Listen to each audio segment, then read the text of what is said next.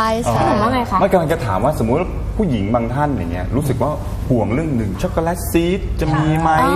เรื่องนี้เรื่องนี้นั่นอะไรเงี้ยมันมีส่วนอะไรที่จะบอกว่าดูแลตรงนี้ได้บ้างไหมจริงๆช็อกโก ห แล รือ ตซี ควรจะต้องทานไหมหรือยังไงช็อกโกแลตซีดเนี่ยเกิดจากการที่เยื่อบุโพรงมดลูกเนี่ยเจริญผิดที่ อ่า ก็คือการที่ตัวมดลูกเนี่ยขับประจำเดือนออกมาไม่หมดและเกิดการข้างค้างนะคะการที่เราทานผลิตภัณฑ์เสริมอาหารหรือว่าการที่เราดูแลตัวเองเบื้องต้นเนี่ยมันจะเป็นการป้องกัน เพราะว่าผู้หญิงเราเนี่ยเวลามีประจำเดือนเขาจะ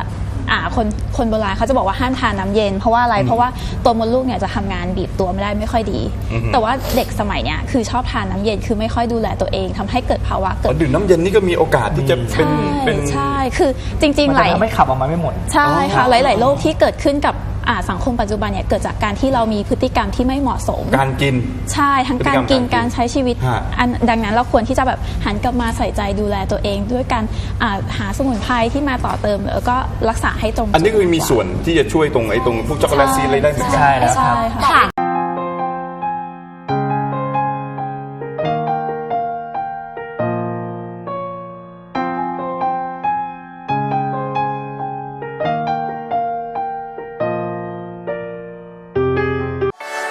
สนใจสอบถามข้อมูลเพิ่มเติมได้ที่ 089 071 8889 094 435 0404